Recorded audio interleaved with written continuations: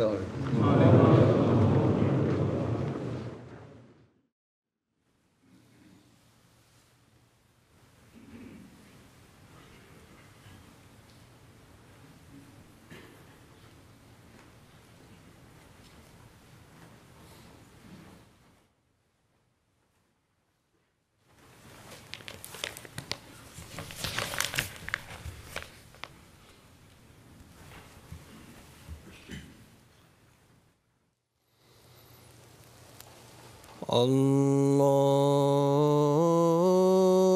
الله أكبر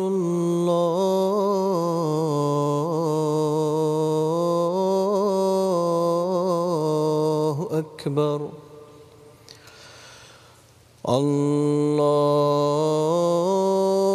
الله أكبر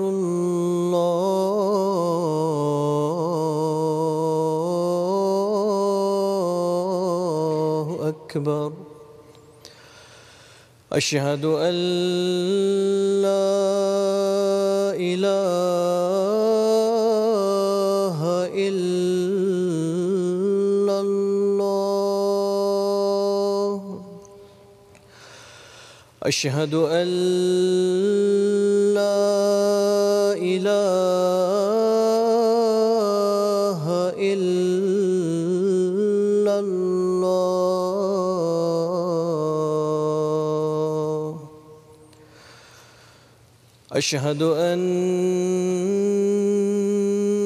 محمدًا رسول الله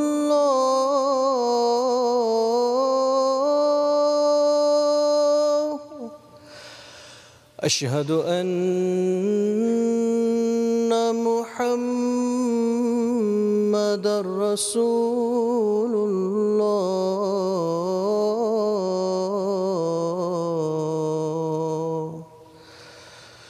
حي على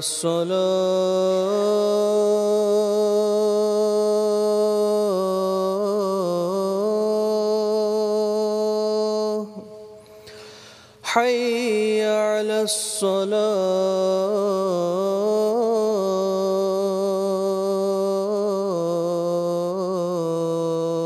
الصلاة حي على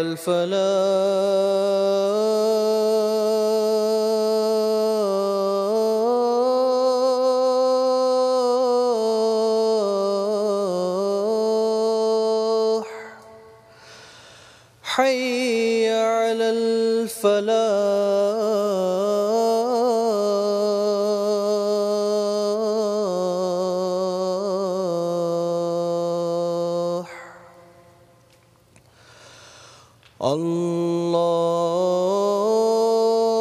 الله أكبر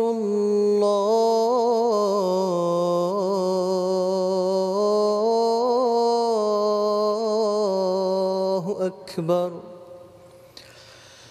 لا إله إلا الله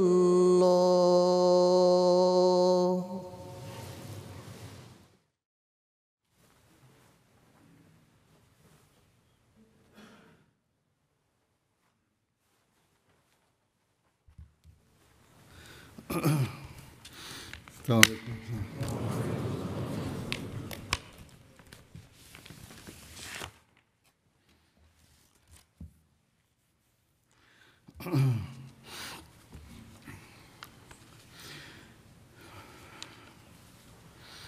أشهد أن لا إله إلا الله وحده لا شريك له وأشهد أن محمدًا عبده ورسوله أما بعد فأعوذ بالله من الشيطان الرجيم بسم الله الرحمن الرحيم الحمد لله رب العالمين الرحمن الرحيم مالك يوم الدين إياك نعبد وإياك نستعين اهدنا الصراط المستقيم صراط الذين أنعمت عليهم غير المغضوب عليهم ولا الضالين.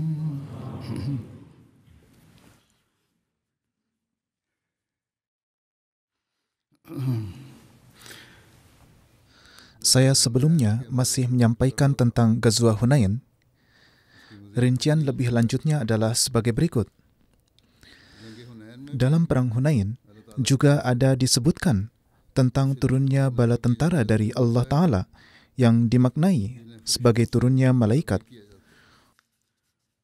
Oleh karena itu, tentang Ghazwah Hunain ini, Allah Ta'ala berfirman dalam Al-Quran Suci, Summa anzalallahu sakinatahu ala rasulihi wa alal mu'minina wa anzala junudan lam tarawha wa azaba allazina kafaru wa zalika jazaa'ul kafirin. Kemudian Allah menurunkan ketenangannya atas Rasul-Nya dan atas orang-orang mukmin, serta menurunkan bala tentara yang tidak dapat kalian lihat, dan Dia mengazab orang-orang yang kafir, dan demikianlah balasan bagi orang-orang yang kafir. Para mufassir dan penulis sejarah Nabi telah melakukan berbagai pembahasan mengenai turunnya malaikat dalam perang ini. Sebagian orang berpendapat bahwa turunnya malaikat hanyalah sebagai kabar gembira bagi orang-orang mukmin dan untuk ketenangan hati mereka, karena saat itu malaikat tidak benar-benar ikut serta dalam perang.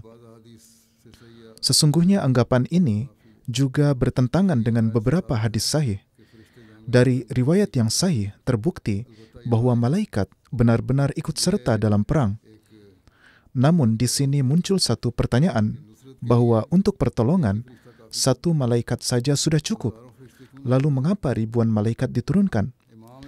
Imam Ibnu Katsir setelah mengutip hadis-hadis yang terdapat dalam Sahihain tentang turunnya malaikat pada masa perang, menulis, turunnya malaikat dari Allah Ta'ala dan pemberitahuan kepada kaum muslimin tentang hal tersebut adalah sebagai kabar gembira, karena Allah tanpa hal tersebut sesungguhnya dapat menolong kaum muslimin melawan musuh-musuhnya. Oleh karena itu Dia berfirman, pertolongan hanya dari Allah, dan dalam surat Muhammad berfirman, jika Allah menghendaki, Dia sendiri dapat membalas orang-orang kafir tersebut, tetapi Dia ingin menguji. Hazrat Masih Maud alaihissalam juga telah menjelaskan hal ini. Beliau bersabda, dalam Al-Quran terdapat peristiwa kabar gembira tentang pertolongan malaikat agar hati orang-orang mukmin menjadi tentram dan mereka tidak merasa takut dalam pertempuran.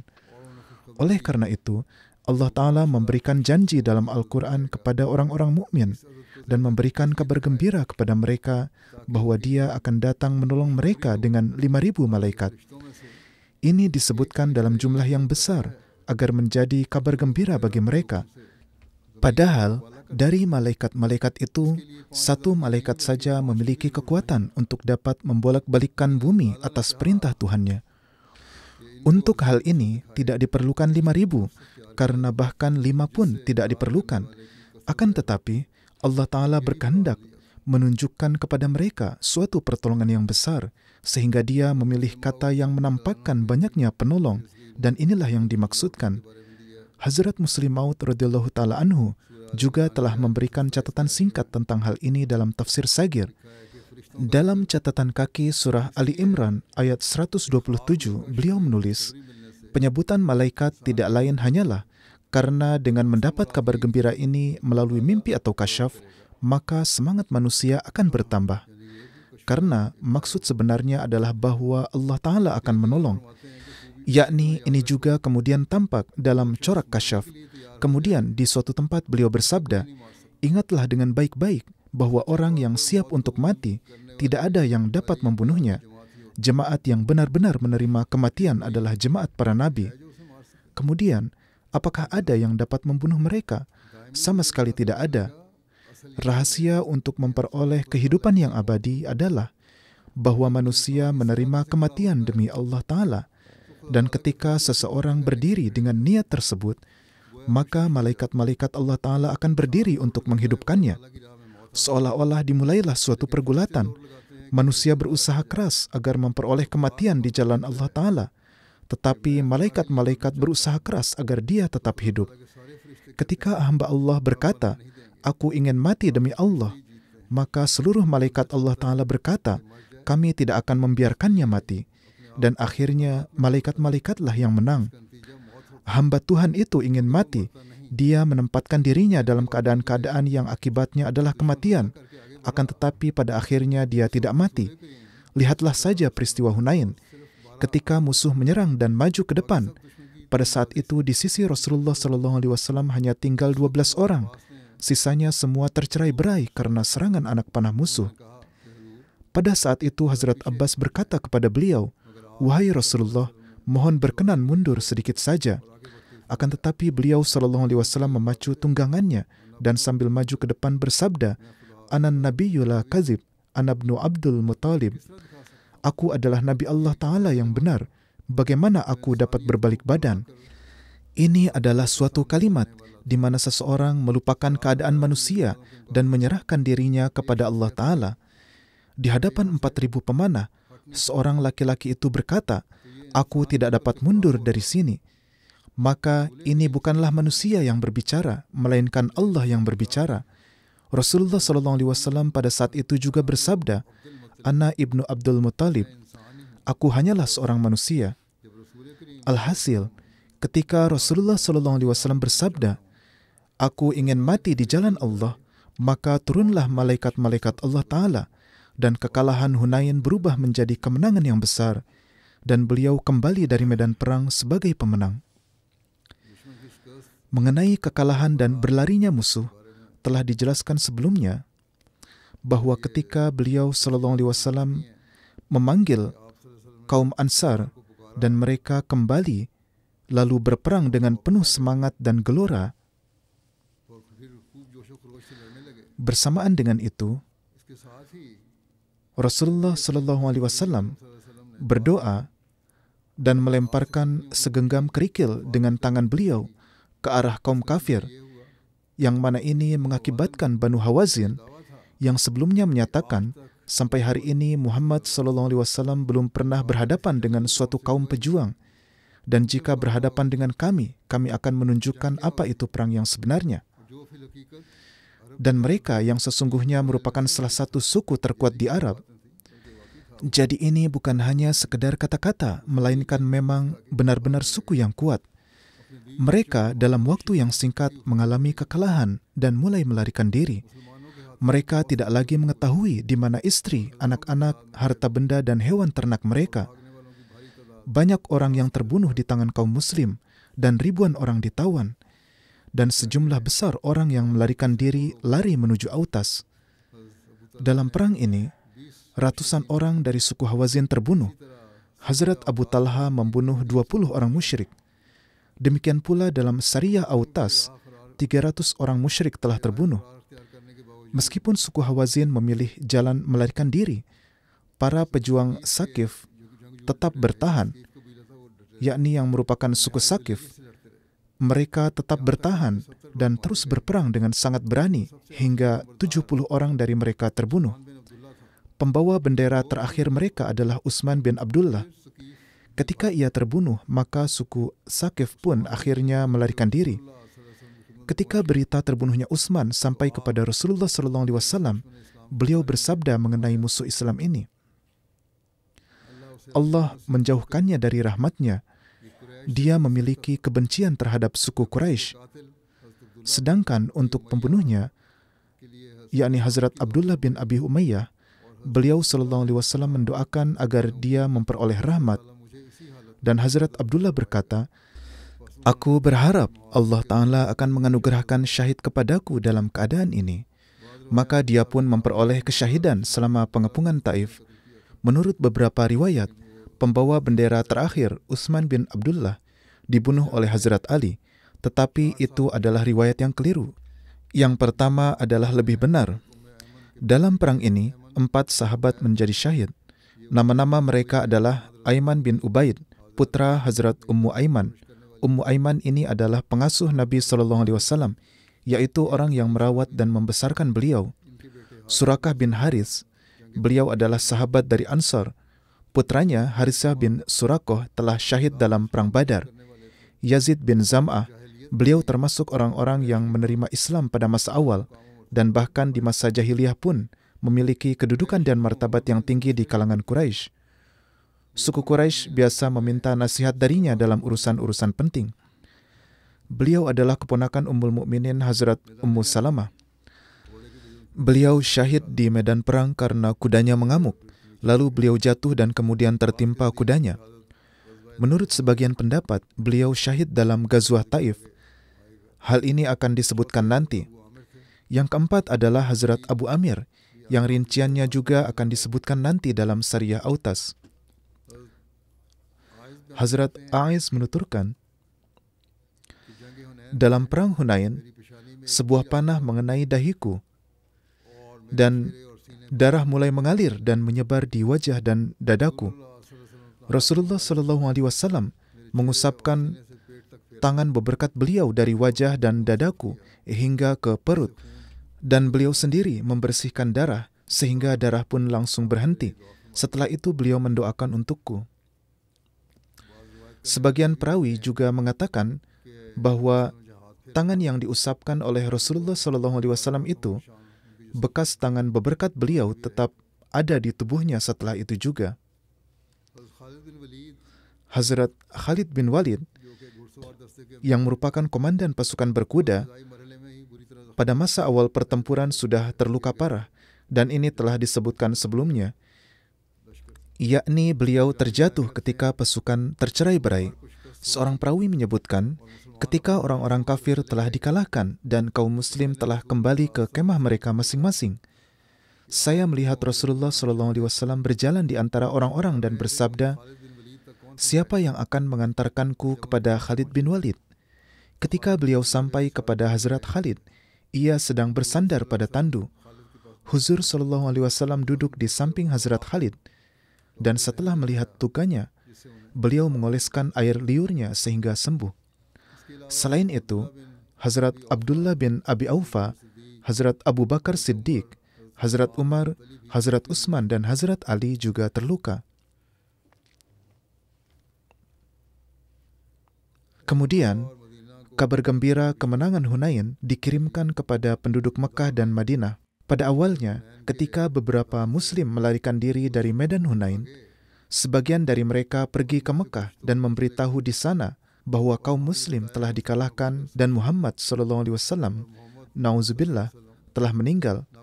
Dari berita ini, orang-orang munafik yang ada di Mekah dan mereka yang hatinya dipenuhi kebencian menjadi sangat gembira dan mulai berkata bahwa sekarang bangsa Arab akan kembali kepada agama nenek moyang mereka. Pada kesempatan ini, Amir Mekah, Attab bin Usaid, menunjukkan keberanian dan keteguhan hati yang luar biasa. Dan dalam pidatonya kepada penduduk Mekah, beliau berkata, Inna qutila Muhammadun fa inna dinallahi qaim. Walladhi ya'buduhu Muhammadun hayyun la yamut. jika Muhammad SAW syahid, maka sesungguhnya agama Allah akan tetap tegak selamanya, dan zat yang disembah oleh Muhammad SAW, yaitu Allah Ta'ala, zat itu adalah zat yang kekal. Dia hidup dan akan tetap hidup dan tidak akan pernah mati. Kemudian dalam waktu singkat datang kabar gembira dari Hunain bahwa kaum muslim telah meraih kemenangan dan Banu Hawazin telah mengalami kekalahan yang sangat buruk dan mereka melarikan diri. Demikian pula di Madinah, berita ini juga telah sampai terlebih dahulu. Rasulullah SAW mengutus Nahik bin Aus untuk menyampaikan kabar gembira kemenangan. Berita kekalahan telah lebih dulu sampai karena ada yang telah menyampaikannya. Ia menuturkan, saya berangkat pada sore hari. Di perjalanan pun orang-orang membicarakan hal-hal demikian, bahwa pasukan Muhammad SAW mengalami kekalahan sedemikian rupa, di mana tidak pernah terjadi kekalahan seperti itu. dan pasukan Malik bin Auf telah mengalahkan pasukan Muhammad SAW. Maka saya berkata bahwa semua itu adalah kebohongan, karena Allah telah menganugerahkan kemenangan kepada nabinya dan telah menjadikan para wanita dan anak-anak mereka sebagai tawanan. Ia menuturkan, saya menyampaikan berita ini dan sampai di Madinah dalam waktu 3 hari. Dan sebelumnya saya tidak pernah melakukan perjalanan berkuda seperti itu, yaitu terus-menerus melakukan perjalanan dengan kecepatan tinggi. Kemudian, setelah sampai di Madinah, saya mengumumkan bahwa Muhammad SAW dengan karunia Allah Ta'ala dalam keadaan selamat, dan kaum muslim telah meraih kemenangan yang sangat besar. Ketika saya berangkat dari sana, kaum muslim telah mengumpulkan sebagian harta rampasan perang, dan sedang mengumpulkan sebagian lainnya. Kemudian mereka pergi ke arah kemah-kemah Ummahatul Mukminin dan menyampaikan kabar gembira keselamatan Rasulullah SAW kepada mereka juga. Dan atas hal itu semua mengucapkan syukur kepada Allah dan menjadi gembira. Panglima Banu Hawazin yaitu Malik bin Auf yang dengan susah payah menyelamatkan nyawanya dan melarikan diri dari medan perang, dia dan para pengikutnya berhenti di suatu lembah. Ia berkata, berhentilah hingga orang-orang yang lemah dan saudara-saudara kalian bergabung dengan kalian. Hazrat Zubair bin Awam melihat mereka lalu menyerang mereka.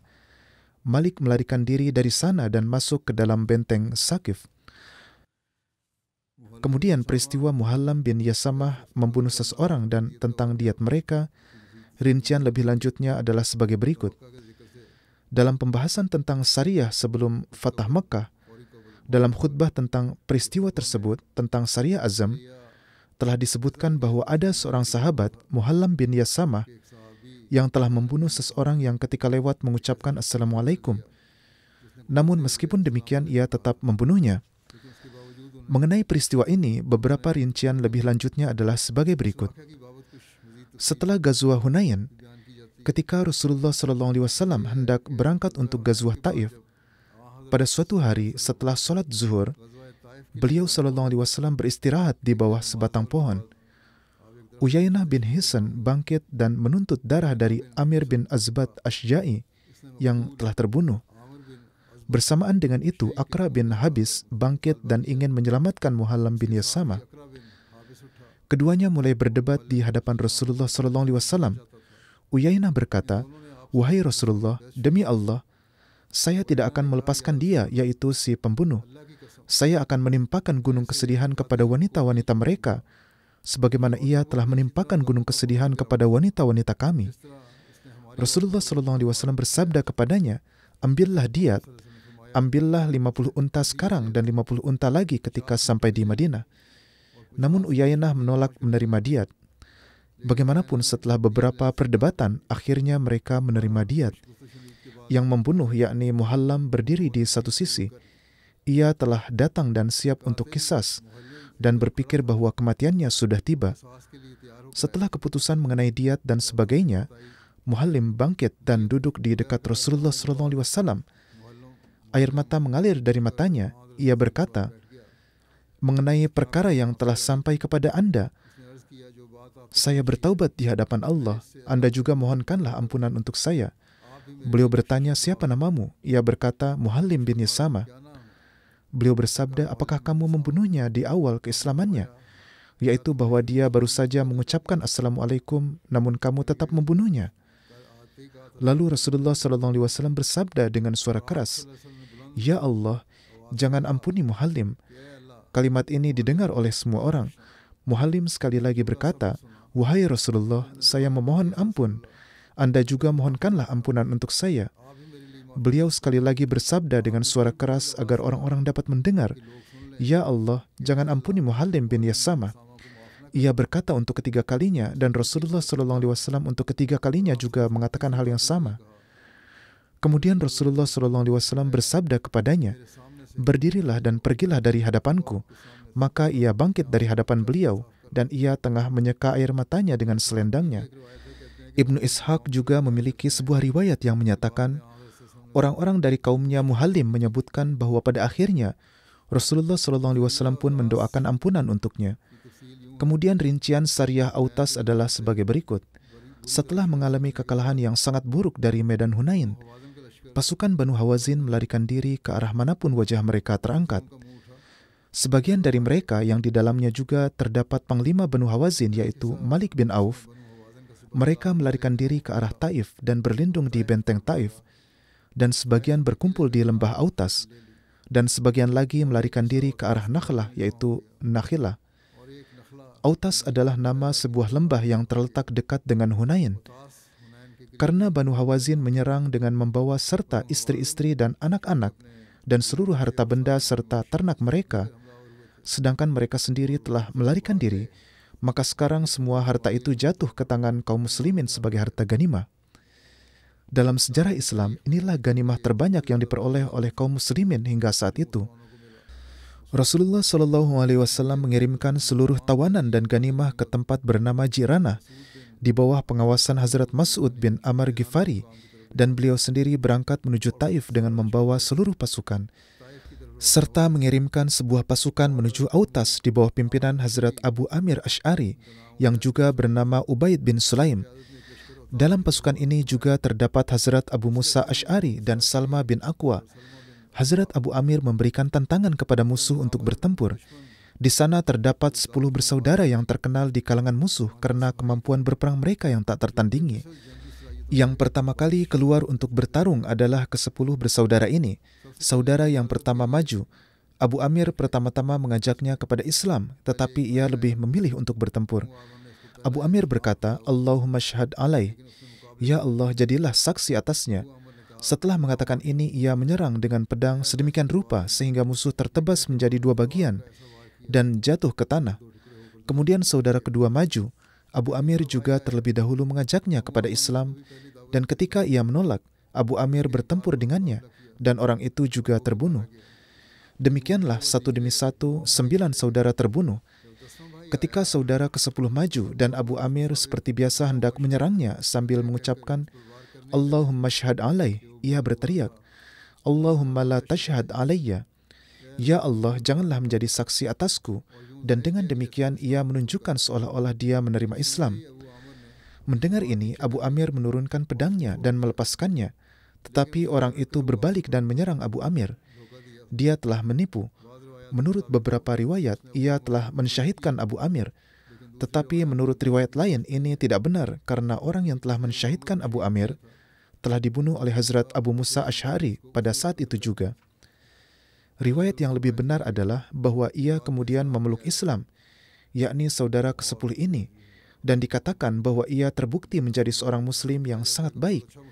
Dan kemudian ketika Rasulullah SAW melihatnya, beliau SAW biasa bersabda, Hadza syaridu Abi Amir, ini adalah orang yang selamat dari pedang Abu Amir. Bagaimanapun, Hazrat Abu Amir terus bertempur dengan penuh keberanian, dan siapapun yang menghadapi pedangnya akan terbunuh. Akhirnya 2 putra Haris Jashmi, Ala dan Aufi, menghujani beliau dengan anak panah. 1 anak panah mengenai dadanya dan 1 lagi mengenai lututnya. Menurut beberapa riwayat, yang memanah adalah Salma, putra Duraid bin Summah.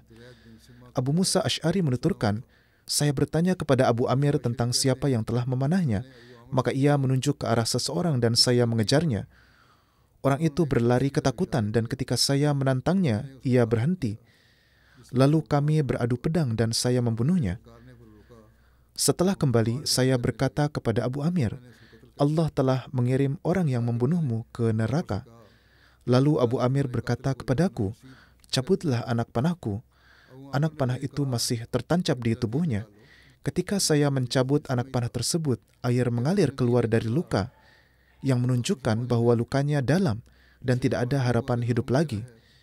Abu Musa Asy'ari berkata, Abu Amir berkata kepadaku, sampaikanlah salamku kepada Rasulullah SAW dan mohonkanlah doa istighfar dan ampunan untukku kepada Rasulullah SAW, serta persembahkanlah kudaku dan senjata-senjataku kepada Rasulullah SAW. Bersamaan dengan itu, ia menunjukku sebagai penggantinya dan menyerahkan bendera kepadaku. Tidak lama kemudian, beliau wafat. Abu Musa Asy'ari berperang melawan orang-orang tersebut dan musuh mengalami kekalahan, lalu melarikan diri dari sana. Beberapa orang dari mereka terbunuh. Dari sana juga Abu Musa membawa harta ganimah perang dan juga tawanan, kemudian menghadap Rasulullah SAW. Abu Musa Asy'ari menuturkan, ketika aku menghadap Rasulullah SAW, beliau sedang berbaring di atas tempat tidur yang terbuat dari tali, yang tidak ada alas atau apapun di atasnya. Namun menurut Bukhari dan beberapa riwayat lainnya, di atasnya ada juga alas, tetapi bekas-bekas tali tersebut yang mungkin sangat tipis seperti selendang yang dibentangkan, berbekas jelas pada tubuh beberkat Nabi SAW. Ia menuturkan, aku menyampaikan rincian perang Autas di hadapan beliau SAW dan menyampaikan tentang berita syahidnya Abu Amir sambil menyampaikan permohonan doa darinya. Maka Rasulullah SAW meminta air lalu berwudu dan kemudian mengangkat kedua tangan beliau sambil berdoa, Allahumma ighfir li ubaidin Nabi Amir. Allahumma ajal yawm al-qiyamati fawqa kasirin min khalqika minan nas. Ya Allah, ampunilah Ubaid Abu Amir. Ya Allah, jadikanlah pada hari kiamat kedudukannya di atas kebanyakan makhlukmu dari seluruh manusia. Abu Musa Asy'ari menuturkan, maka aku berkata, wahai Rasulullah, doakanlah ampunan untukku juga. Maka Rasulullah SAW juga mendoakan untuknya sambil bersabda, Allahumma ighfir li Abdullah bin Qais. Abdullah bin Qais zambahu wa adkhilahu yawm al-qiyamati mudkhalan karima. Ya Allah, ampunilah dosa-dosa Abdullah bin Qais, yaitu nama Abu Musa Asy'ari, dan berikanlah kepadanya pada hari kiamat kedudukan yang mulia.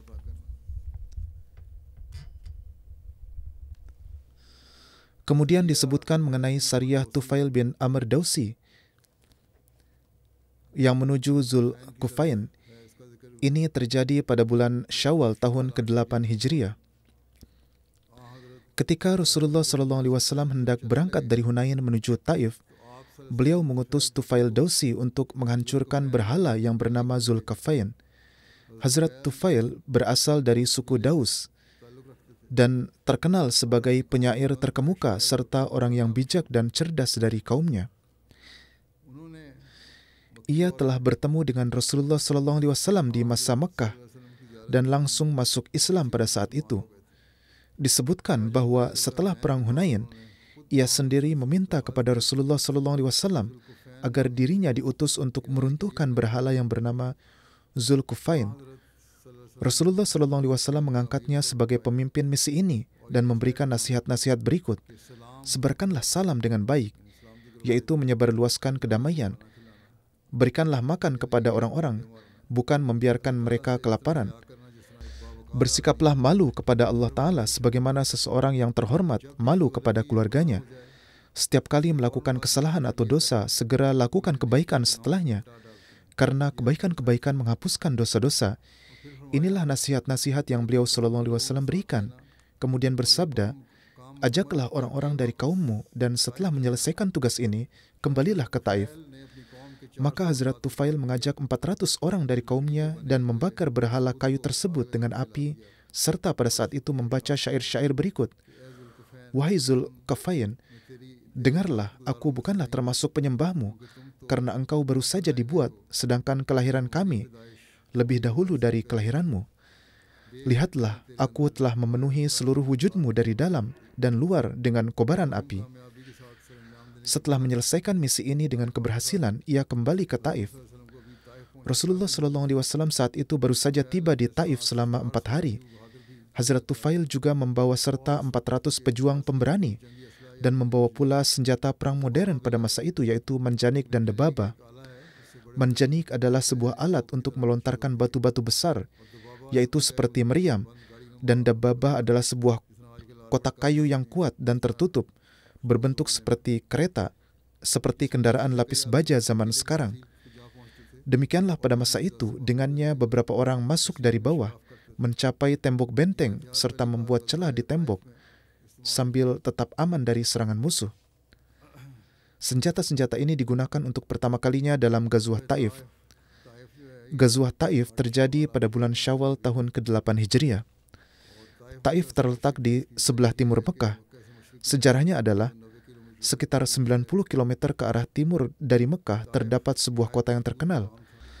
Taif adalah tempat yang sangat terlindungi. Disebut Taif karena di sekelilingnya terdapat tembok untuk perlindungan. Di sini tinggal kabilah Sakif yang sangat pemberani, sangat berani, dan terkemuka di seluruh Arab dan dapat dikatakan setara dengan Quraisy. Urwah bin Mas'ud yang merupakan pemimpin di sini menikah dengan putri Abu Sufyan. Orang-orang kafir Mekah berkata bahwa seandainya Al-Quran diturunkan, seharusnya diturunkan kepada para pemimpin Mekah atau Taif. Orang-orang Taif juga mahir dalam kemampuan berperang. Mereka kerap berkata, kitab ini seharusnya turun kepada seorang tokoh besar, sedangkan orang-orang besar hanya tinggal di dua kota itu, bukan kepada Muhammad SAW. Bagaimanapun juga, di Taif terdapat sebuah benteng yang kokoh. Penduduk kota itu telah menyiapkan persediaan makanan untuk setahun penuh. Di sekeliling benteng, mereka memasang manjanik, yaitu alat pelontar batu besar. Dan di berbagai tempat, ditempatkan pemanah-pemanah ahli. Perang ini sebenarnya merupakan kelanjutan dari Perang Hunain, karena sebagian besar pasukan Hawazin dan Sakif yang kalah dalam perang itu melarikan diri bersama pemimpin mereka, yakni Malik bin Auf An-Nasri, lalu berlindung di Taif. Oleh karena itu, setelah selesai dari Hunain, Rasulullah SAW mengirim seluruh harta rampasan perang beserta lebih dari 6.000 tawanan laki-laki dan perempuan ke sebuah lembah dekat Mekah bernama Ji'rana, sedangkan beliau sendiri menuju ke Taif. Ji'rana juga adalah nama sebuah sumur yang terletak di antara jalan Mekah dan Taif. Jaraknya dari Mekah sekitar 17 mil. Untuk harta ganimah perang, Rasulullah SAW menunjuk Budail bin Warakah atau Hazrat Mas'ud bin Amr al-Ghifari sebagai pengawas. Kemudian Rasulullah SAW mengirim pasukan pendahulu yang terdiri dari 1.000 prajurit di bawah pimpinan Hazrat Khalid bin Walid. Setibanya di sana, beliau mencoba melakukan perundingan dengan orang-orang Taif yang berada di dalam benteng, tetapi mereka tidak bersedia. Setelah mengutus Khalid bin Walid, Rasulullah SAW sendiri juga bergerak menuju Taif. Para penunjuk jalan yang ahli dalam medan ikut serta. Mereka berjalan di depan pasukan. Dalam perjalanan, mereka melewati sebuah benteng milik Malik bin Auf, panglima musuh dalam Perang Hunain. Rasulullah SAW bertanya, apakah ada orang yang tinggal di sana? Dijawab bahwa benteng itu kosong, maka beliau memerintahkan untuk merobohkannya. Setelah itu perjalanan dilanjutkan hingga tiba di Taif. Rasulullah SAW mendirikan perkemahan dekat benteng Taif lalu mengepungnya. Orang-orang Taif telah lama mempersiapkan diri untuk perang ini. Mereka memperbaiki dan memperkuat benteng, menimbun persediaan gandum dan bahan makanan untuk 1 tahun penuh. Setelah mengalami kekalahan yang tak terduga di medan Hunain, semua orang yang masih bisa melarikan diri masuk dan berlindung di dalam benteng itu, lalu menutup rapat pintu-pintunya. Pada mulanya, Rasulullah SAW berkemah di sebuah tanah lapang yang sangat dekat dengan Taif.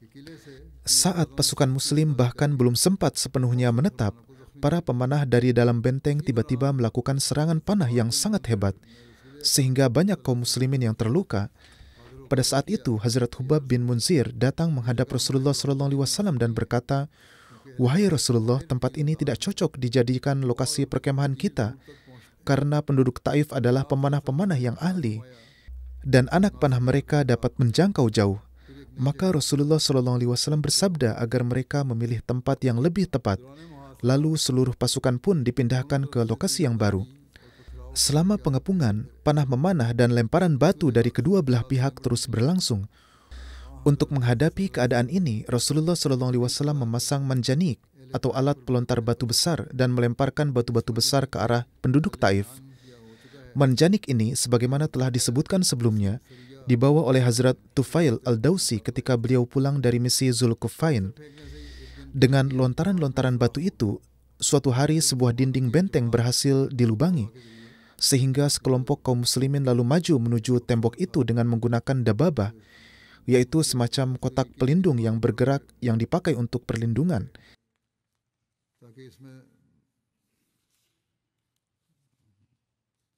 Agar bisa mendekat ke dinding dan masuk ke dalam.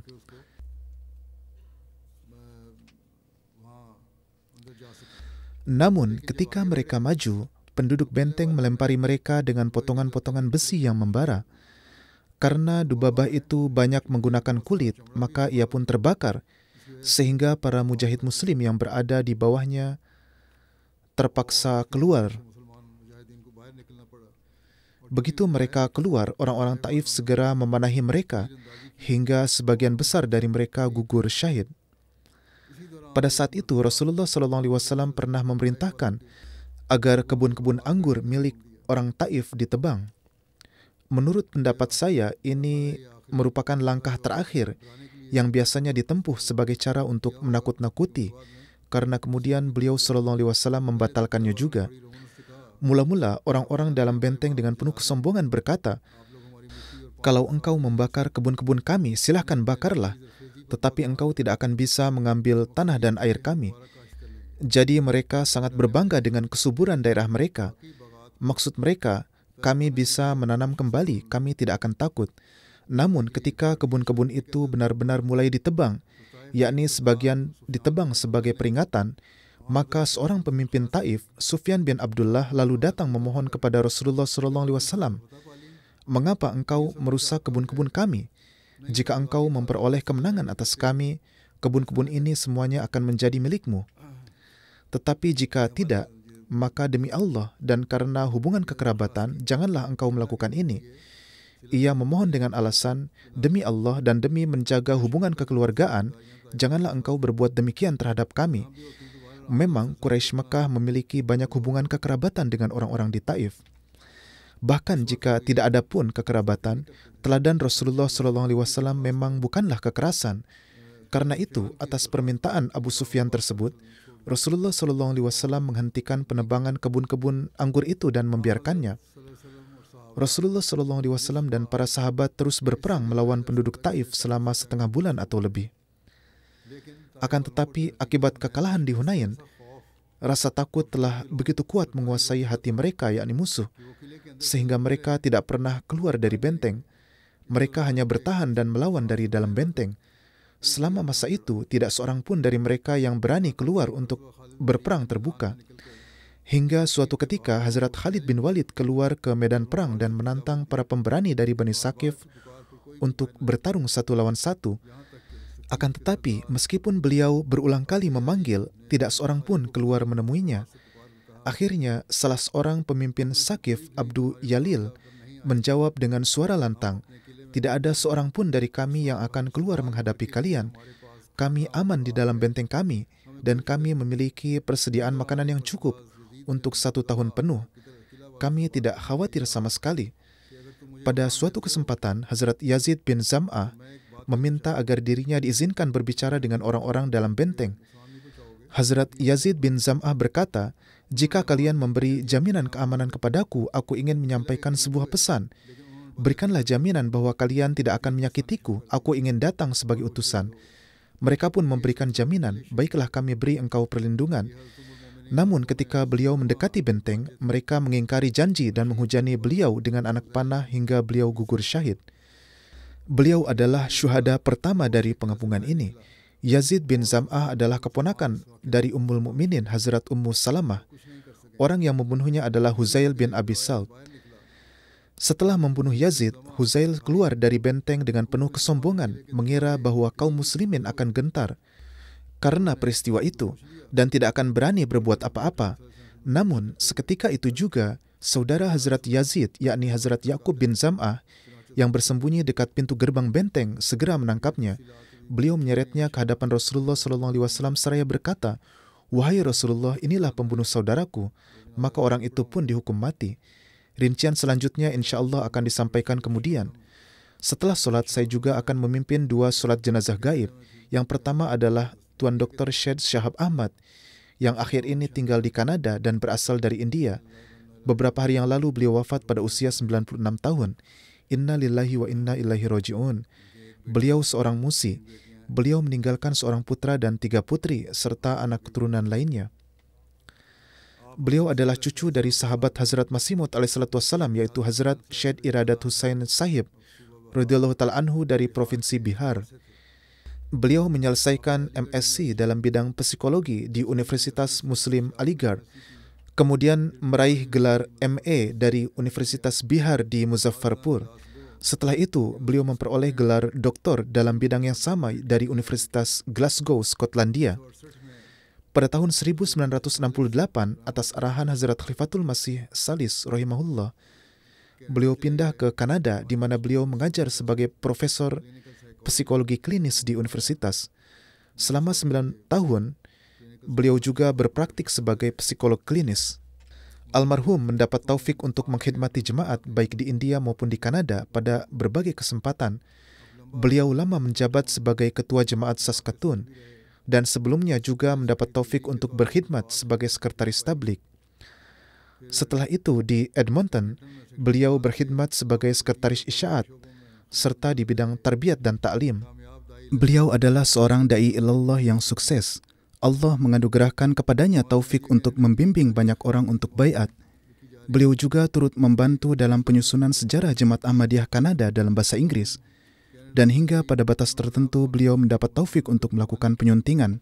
Di Saskatoon, Kanada, beliau mendapat taufik untuk menyelenggarakan banyak konferensi lintas agama, melalui mana pesan jemaat tersampaikan kepada kalangan terpelajar di sana. Beliau juga berkesempatan menyampaikan ceramah di berbagai lembaga mengenai Islam dan Ahmadiyah. Beliau menempatkan buku-buku jemaat di berbagai perpustakaan. Beliau adalah seorang ilmuwan. Dalam tabligh Islam dan Ahmadiyah, beliau menulis berbagai makalah dalam bahasa Inggris dan Urdu yang dimuat bukan hanya di surat kabar serta majalah jemaat, tetapi juga di media lainnya. Salah satu karya penting beliau adalah penyusunan sejarah Ahmadiyah di Provinsi Bihar, India. Beliau telah menulis 2 buku, Ashabe Ahmad dari Bihar dan Syuhadai Ahmadiyat, Bihar, serta beberapa Ahmadi Mukhlis Awalin. Kedua buku tersebut sudah diterbitkan dan merupakan karya yang sangat baik. Beliau terus menjalin hubungan dengan para Ahmadi di Bihar dan mengumpulkan riwayat-riwayat mereka. Selain itu, beliau juga telah menyelesaikan sebuah buku ketiga berjudul Ahmadiyah di Provinsi Bihar yang ditulis dalam bahasa Inggris. Beliau adalah seorang yang saleh, bertakwa, dan seorang Ahmadi teladan.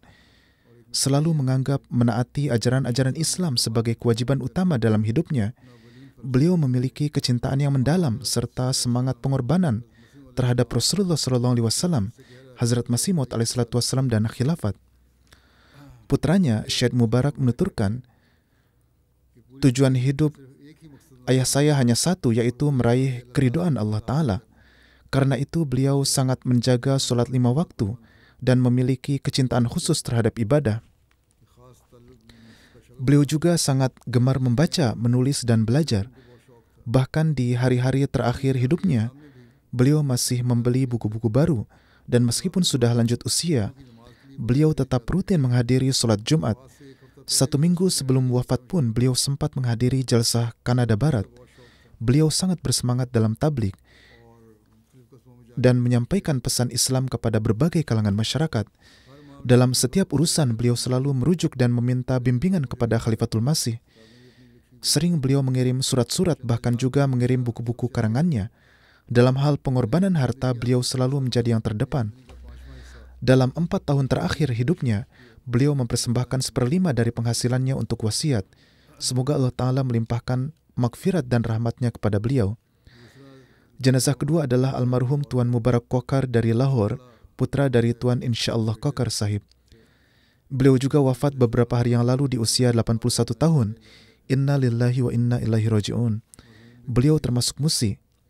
Beliau adik bungsu dari Tuan Afzal Kokar Syahid dari Gujranwala, sekaligus paman dari Tuan Ashraf Kokar Syahid. Jadi dalam keluarga beliau terdapat 2 orang yang syahid. Almarhum memiliki hubungan yang istimewa dengan Hazrat Khalifatul Masih Rabi. Beliaulah yang mengatur dan memfasilitasi pernikahan almarhum. Dan hubungan yang sangat dekat itu sudah terjalin, bahkan sebelum beliau menjadi khalifah.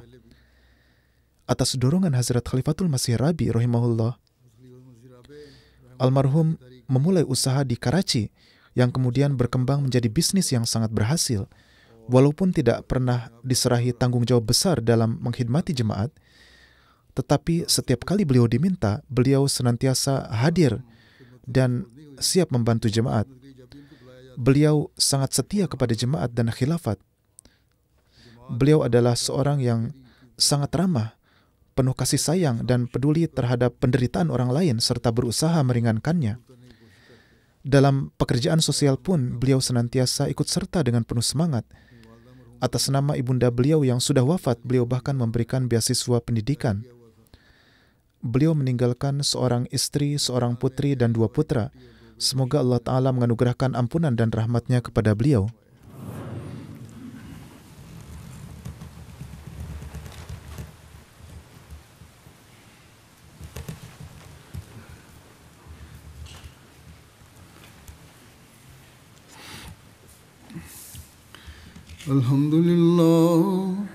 Alhamdulillah nahmaduhu wa nasta'inuhu wa nastaghfiruhu wa nu'minu bihi wa natawakkalu alayhi wa na'udzu billahi min shururi anfusina wa min sayyiati a'malina.